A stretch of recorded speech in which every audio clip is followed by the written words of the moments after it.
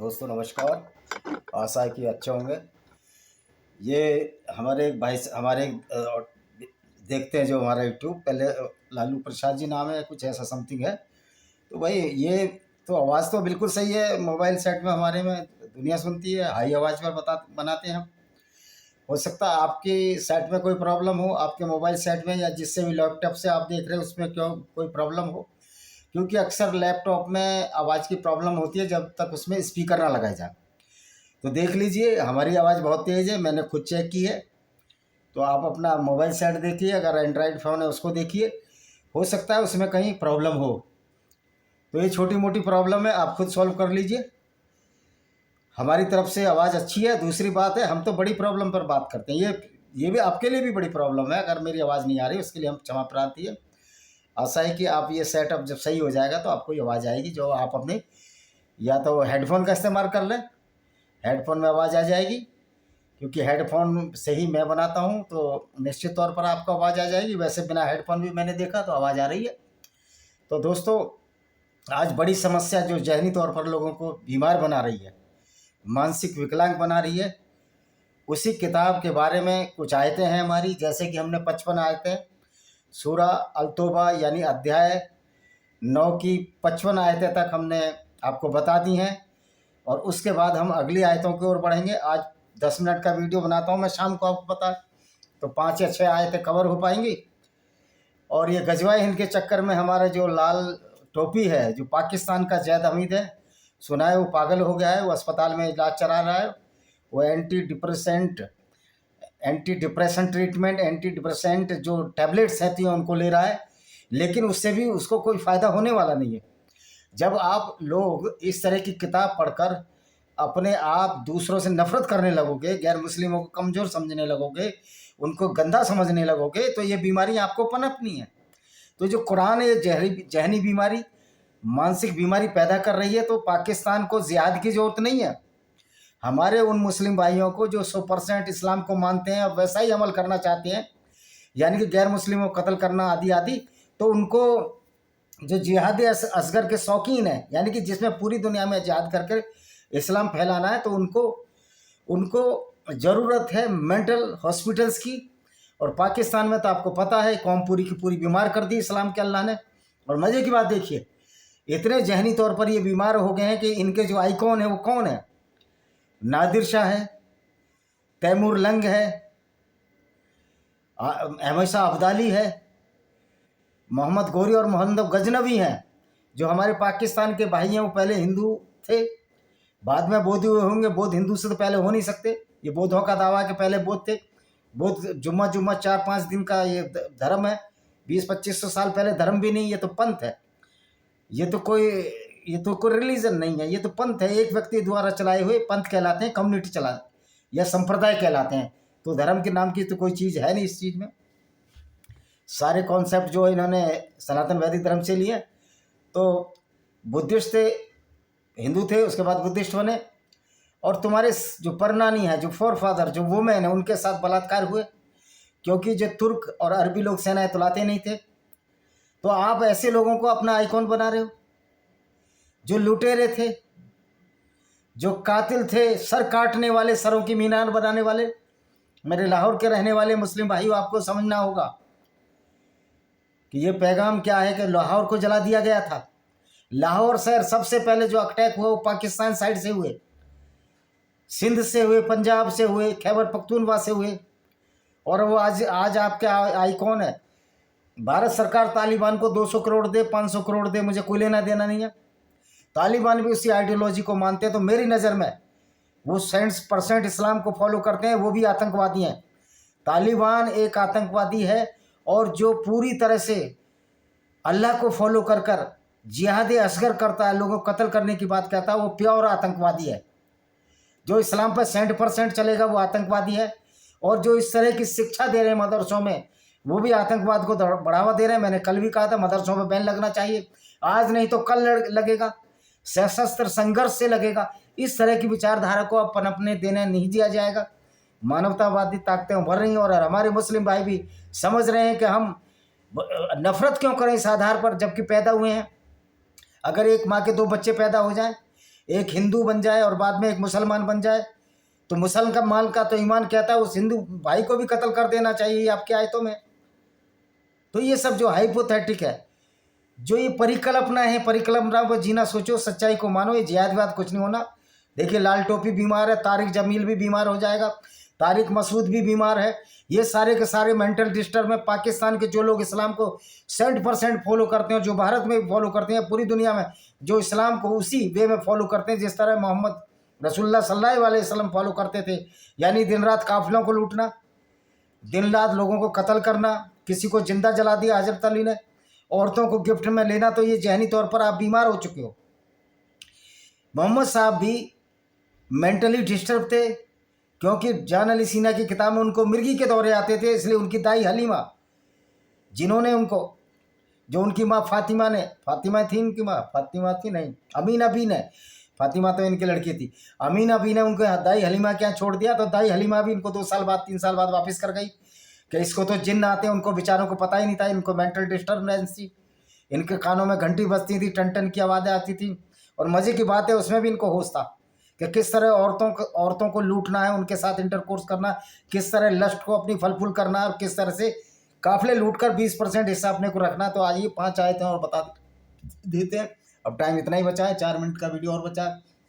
अतः आपको 56वीं आयत, और वे मुनाफिक अल्लाह की कसम खाते हैं, निसंदेह वे अवश्य तुम में से हैं, हालांकि वे तुम में से नहीं है, परंतु ऐसे लोग जो डरते हैं, कह रहे अल्लाह की कसम तो खाते हैं लेकिन वो तुम में से नहीं है। तो अच्छी बात है ना, अगर वो मुसलमान नहीं तो और भी अच्छी बात है। अगर वो मुसलमान नहीं है तो कम से कम लोगों को काफिर समझकर कत्ल तो नहीं करेंगे। तो मुसलमान से तो वो अच्छे हैं जो इस्लाम को नहीं मानते कुरान के हिसाब से। अगर कोई मुसलमान हिंदू से दोस्ती कर रहा है तो अच्छा इंसान है, लेकिन वो अच्छा मुसलमान नहीं है कुरान की नज़र में। 57वीं आयत, यदि कोई शरण स्थल या कोई गुफाओं में या घुसने की जगह पाए तो अवश्य ही बगट्टू उसकी ओर लौट आएंगे। कह रहा अगर वो गुफा में छिपने की जगह खाएं तो लड़ाई में नहीं जाएंगे। भाई क्यों जाए लड़ाई में? मोहम्मद साहब तुम तो औरतें लूटने जा रहे हो, तो बद अच्छा बदनाम बुरा, वो भी बेचारे बदनाम हो जाते जो आज नहीं गए, जिसको अबू लहब को ये अबू जाहल कहते हैं, वो तुमसे बहुत अच्छा पैगंबर साहब, उसने औरतें नहीं लूटी। और हमारे मुस्लिम भाइयों की तो आंख पर पर्दा पड़ गया। ऐसा पैगंबर है, अबू जहल को कहते हैं अबू जहल है, अबू लहब का अबू जहल नाम बदल दिया। अबू जहल तो मोहम्मद से लाख गुना अच्छा है, मोहम्मद साहब से तो रावण भी लाख गुना अच्छा है, जिसने सीता को हाथ तक नहीं लगाया, सीता को अशोक वाटिका में रखा। अगर ये रसूलुल्लाह होते तो देखो किस तरह इन्होंने सफिया का क्या हाल बनाया, उसके पिता को, उसके पति को कत्ल कर उसी रात उसके साथ इंटरकोर्स किया। ये स्लेप्ट विद हर, बेशर्मी की इंतहा है, ये लानत है। उनमें से कुछ लोग ऐसे हैं जो सदकों के वितरण के बारे में आप प्रदोष लगाते हैं, फिर भी यदि उन्हें दे दिया जाए तो प्रसन्न हो जाते हैं, यदि उन्हें न दिया जाए। कह रहे जो सदके हैं ना, मोहम्मद क्या करते थे, पहले लूटते थे और सारा माल अपने पास रख लेते थे, अल्लाह अल्लाह जपना, सारा माल अपना। तब लोगों ने विरोध करना शुरू किया, भाई मोहम्मद लड़ाई तो हम लड़ते हैं, तुम तो पीछे रहते हो। मोहम्मद तो किसी लड़ाई में डायरेक्ट भाग ही नहीं लेते थे, एक दो लड़ाई को छोड़कर। ये तो इतने डरपोक थे कि एक बार लड़ाई में लड़े, उद की लड़ाई में डबल कवच पहन लिया इन्होंने। उसके बाद जो जिस बेचारे का कवच इन्होंने छीना वो बेचारा मर गया उस लड़ाई में, और मोहम्मद साहब के 2 दांत टूट गए, मुर्दों के बीच में घुस गए कि कोई मुझे देख ना ले। तो भाई यही कह रहे थे कि उनको कुछ अच्छा दे दिया जाए तो खुश हो जाते हैं। भाई तुम सारा ही सब का लूट का माल तो तुम खुद रख रहे थे, फिर बाद में ये आयत आ गई कि 20% मोहम्मद लेंगे, तो अभी भी 20% अकेला आदमी। ये देखो कितनी धन लिप्सासी, और लोगों को बेवकूफ़ बना दिया मोहम्मद साहब ने। तो ये दुनिया कुछ नहीं है, तू भारी दुनिया है। तो फिर यहाँ क्यों लूट मचाई भाई? यहाँ क्यों औरतें लूटी? जब 72 उन्हें वहीं दे रहे थे तो वहीं ले लेते, क्योंकि दुनिया तो कुछ है नहीं। ये तो मरने के बाद की दुनिया इस्लाम में शुरू होती है। ये तो LIC की पॉलिसी है, इस्लाम एक LIC की पॉलिसी है कि मरने के बाद जरूर मिल जाएगा, लेकिन गारंटी कुछ की नहीं है। LIC की पॉलिसी गारंटी है, पर इस्लाम की पॉलिसी कोई गारंटी नहीं है। और ये हमारे जो मैं कॉमेडियनों के शो देखता हूँ पाकिस्तान के, अल्लाह अल्लाह सुबहान अल्लाह करते रहते हो, ये अपनी मूर्खता ही दिखाते हो। जैसे रिजवान जहीर ने यहाँ नमाज पढ़ के दिखाई, उसके लिए नमाज पढ़ी, उस अल्लाह के लिए जो क्रूर और अत्याचारी और जो लूट करवाता है मुसलमानों से। शर्म आनी चाहिए, दूर फुटे मुँह, किस तरह के लोग हो तुम। और कितना ही अच्छा होता यदि वो तुमसे संतुष्ट हो जाते जो अल्लाह उसके रसूल ने उन्हें दिया।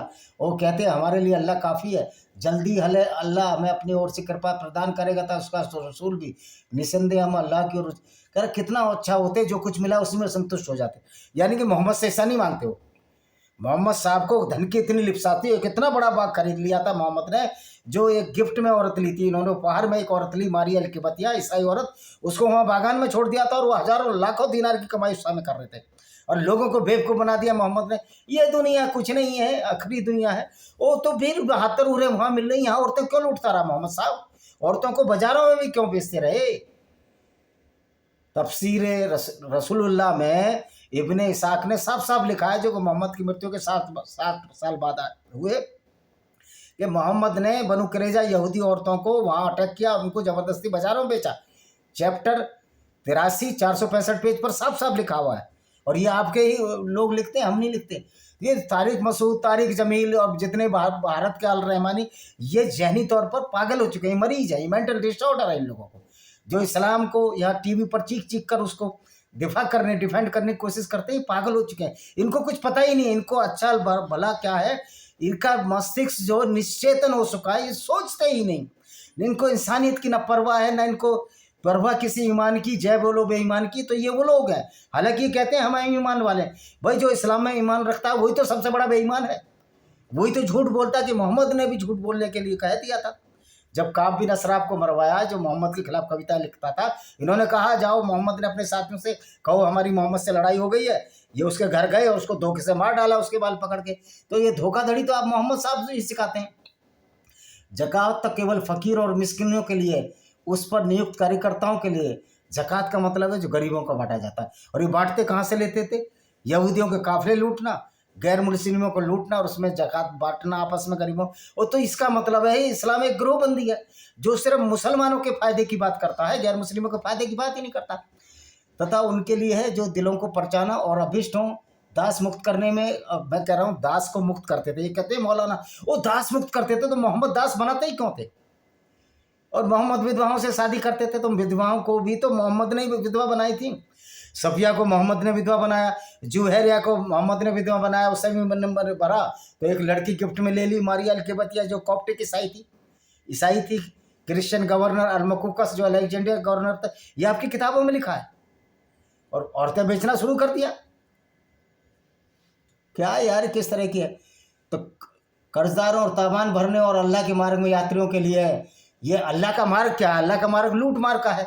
ये सराय इसलिए बनाई जाती थी जब इस्लामिक डिबेटर भारत में आए कि सराय में रुकेंगे, फिर अगला काफिला लूटेंगे, फिर औरतों को ये घुड़सवार मुस्लिमों के हिंदुस्तान में खूबसूरत औरतों की तलाश में रहते थे। राजस्थान में एक अहीर औरत के साथ इन्होंने बलात्कार करने की कोशिश की, तो उसको जाटों ने कत्ल किया। ये तो इनकी हिस्ट्री है। तो जो काम मोहम्मद साहब करते थे, औरतों को घूरने का और देखने का, वही ये काम करते थे। चूंकि इनके दिल में काला चोर था, इन्होंने अपनी औरतों को ढक दिया टेंट से, तंबू से, उनको बेचारियों को आधी अकल का बताकर। भाई ईरान की औरतों को और पूरी दुनिया की औरतों को कहना चाहता हूँ कि तुम इस पैगंबर को अपना मानती हो, जो तुम्हारा सबसे बड़ा दुश्मन है। जो पैगंबर ये कहता है कि जब मैं स्वर्ग की यात्रा पर गया, मेराज की पे, तो मैं औरतों को नरक में पाया। औरत आधी बुद्धि की होती है, औरत की गवाही आधी है। अगर औरत के साथ बलात्कार हो जाए तो 4 गवाह लाए कि मेरे साथ बलात्कार हुआ है।